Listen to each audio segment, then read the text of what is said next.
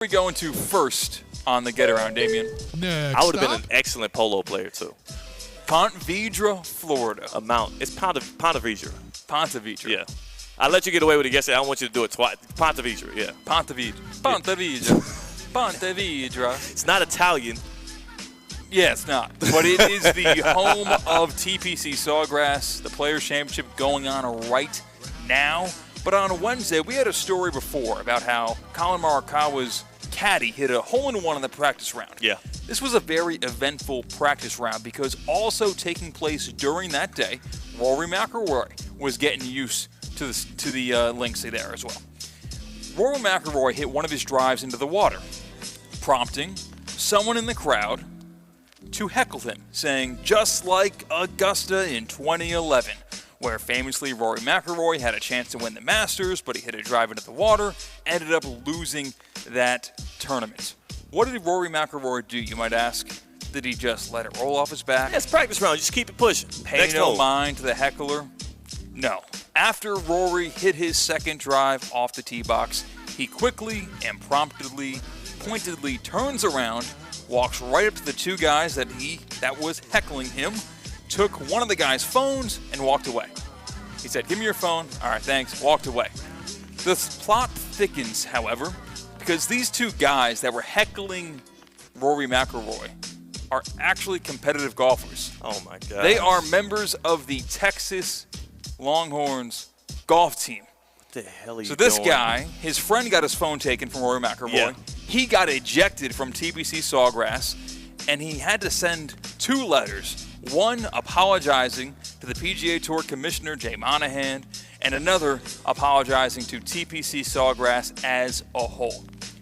When I first saw the story, no one knew who this heckler was, just an average Joe. I thought Rory McIlroy looked toilet paper soft. Oh, my gosh.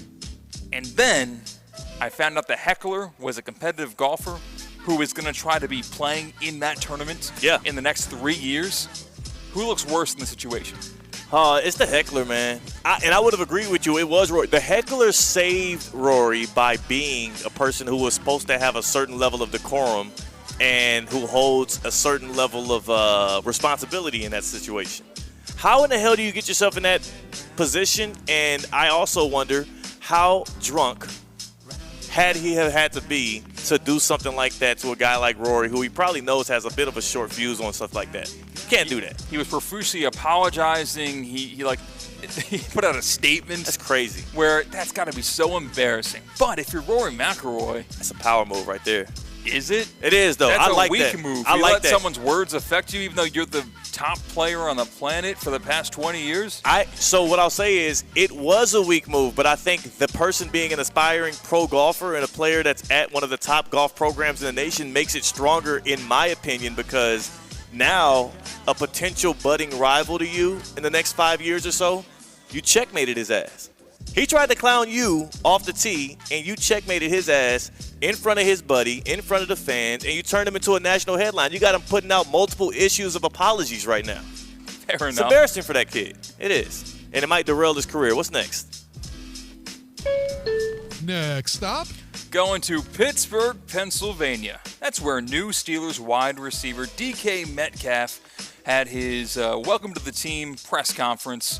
And DK Metcalf had this to say, quote, "They made me feel like," speaking of the Steelers, "that they had the right decision who was going to be throwing me the football."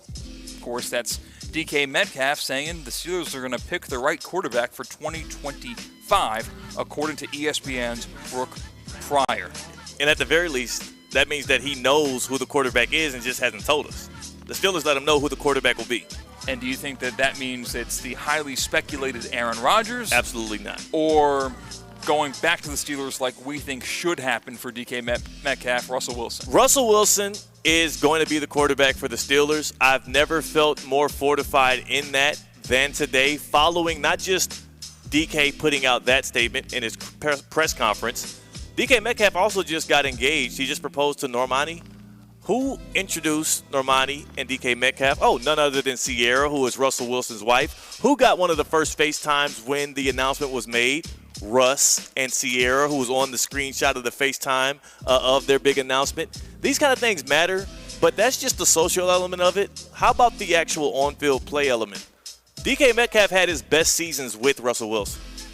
DK probably told the Steelers as he was going there that, hey, I would love to come here and play with Russ. We have great chemistry. I had 1,300 yards. I had multiple seasons with double-digit touchdowns when that guy was throwing me those moon balls.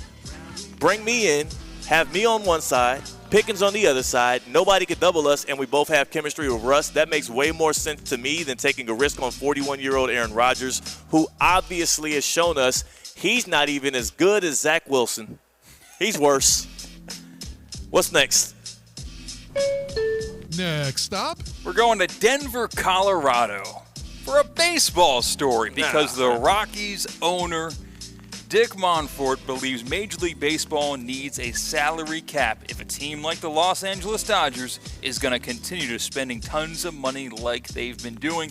He said, quote, "The only way to fix baseball is to do a salary cap and a floor. With a cap comes a floor. For a lot of teams, the question is, how do they get to the floor? And that includes us, the Rockies, probably. But on some sort of revenue split deal, I would be all in. Should baseball have a salary cap and a salary floor?" Gotta get your money up, brother. All right, that's all I'll say. First off, what's his name again? Dick Monfort. Dick Monfort. Get your money up, or at least be more willing to spend it. I'm looking at the Rockies right here. Last year, what were they? Right in the middle of the pack, $142 million. The Dodgers are spending, through the roof. The Mets spending through the roof.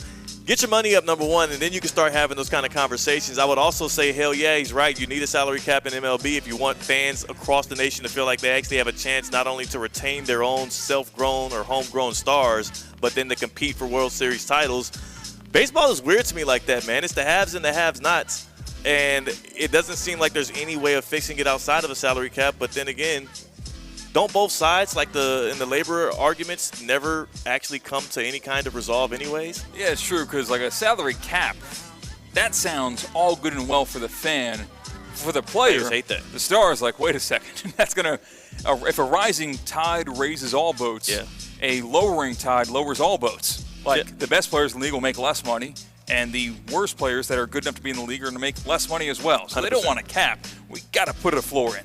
So you put the floor in, and now the owners are pissed off because they're like, well, maybe if a year or two I don't want to spend. Maybe revenue is down and I don't want to have to fork over a lot of money. Why would the owners ever accept the floor? This ain't happening, man. And a lot of this is owners just choosing not to spend their money, too. Because a team like the Mets, like you brought up there, are spending more money than they're making. They're actually operating at those key deficits. Shout out payroll versus revenue. They're at 102% capacity, while other teams like the Tampa Bay Rays, their payroll is $89 million. Their revenue is $280 million. That's crazy. How do they get fans to show up?